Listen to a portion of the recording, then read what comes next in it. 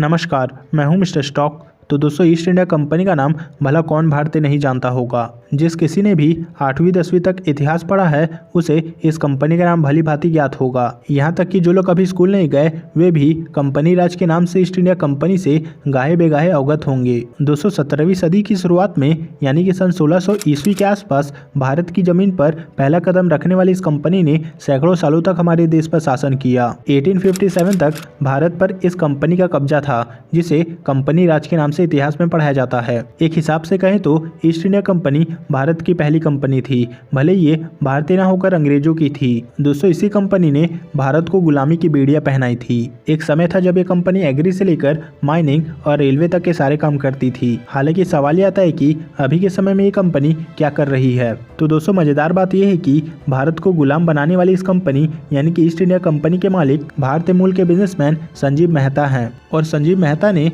East India company को खरीदने के बाद इसे ई-कॉमर्स प्लेटफॉर्म बना दिया है और अब ये कंपनी चाय, कॉफी, चॉकलेट और कुछ ग्रोसरी आइटम जैसे सामानों को ऑनलाइन बेचती है। दोस्तों, ईस्ट इंडिया कंपनी की स्थापना सन 1600 में 31 दिसंबर को हुई थी। इस कंपनी को बनाने के पीछे एकमात्र उद्देश्य ब्रिटिश साम्राज्यवाद को बढ़ावा देना था। दोस्तों, ब्रिटेन के उस दौर के बारे में एक कहावत बहुत ही प्रचलित है और वो ये है कि ब्रिटिश राज में सूरज कभी अस्त नहीं होता। हालांकि वो बात अलग है कि ब्रिटेन में अनएम्प्लॉयमेंट और भुखमरी का रेट काफी ज्यादा बढ़ गया है। हालांकि उन दिनों ब्रिटेन को हरा भरा और हेल्दी रखने में इस कंपनी का बहुत ही बड़ा योगदान था। दोस्तों, ये कंपनी व्यापार करने के लिए बनाई गई थी, लेकिन उसे कई विशेष अधिकार प्राप्त थे। जी हाँ दोस्तों, जैसे कि युद्ध करने का अधिकार। दोस्तों, कंपनी को ब्रिटिश राज ने अधिकार अपने व्यापारिक हितों की रक्षा करने के लिए दिया था और इस कारण ईस्ट इंडिया कंपनी के पास ताकतवर सेना भी हुआ करती थी। दोस्तों, 1600 के दौर में साम्राज्यवाद और व्यापार की होड़ में स्पेन और पुर्तगाल का जलवा था। दोस्तों, ब्रिटेन और फ्रांस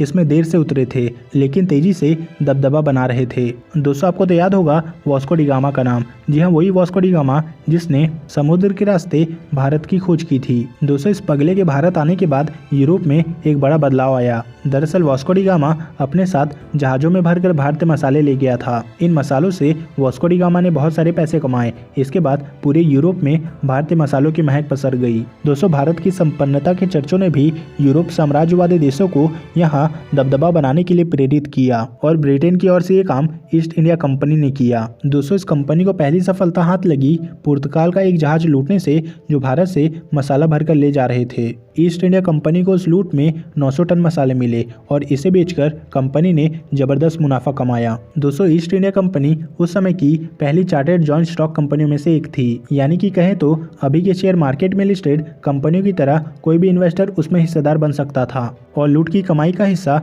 इन्वेस्टर को भी मिलता था। दोस्तों, इतिहास की किताबों में बताया जाता है कि लूट से किए गए पहले व्यापार में ईस्ट इंडिया कंपनी को करीबन 300% तक का जबरदस्त मुनाफा हुआ था। दोस्तों, भारत में थॉमस रॉ ने मुगल बादशाह, माफ कीजिएगा, मुगल चप्पल चोर बकरी चोर से ईस्ट इंडिया कंपनी के लिए व्यापार का अधिकार हासिल किया। कंपनी ने कलकत्ता से भारत में बिजनेस की शुरुआत की और उसके बाद चेन्नई, मुंबई भी उसके प्रमुख व्यापारी केंद्र बने। दोस्तों, भारत में ईस्ट इंडिया कंपनी को सबसे पहले फ्रांसीसी कंपनी डेस इंडेस का मुकाबला करना पड़ा। हालांकि 1764 ईस्वी की बक्सर की लड़ाई ईस्ट इंडिया कंपनी के लिए निर्णायक साबित हुई और इसके बाद कंपनी ने धीरे धीरे भारत पर अधिकार स्थापित कर लिया। दोस्तों, 1857 ईस्वी के विद्रोह के बाद ब्रिटिश साम्राज्य ने भारत का शासन कंपनी के हाथों से छीनकर अपने हाथों में ले लिया। बहरहाल अब ये दुनिया की सबसे अमीर कंपनियों की गिनतियों में कहीं भी नहीं दिखता है। दोस्तों, भारतीय मूल के संजीव मेहता ने 2010 में $15 मिलियन यानी कि 120 करोड़ रुपए में इस कंपनी को खरीद लिया। दोस्तों, आपका क्या कहना है इस कंपनी के ऊपर,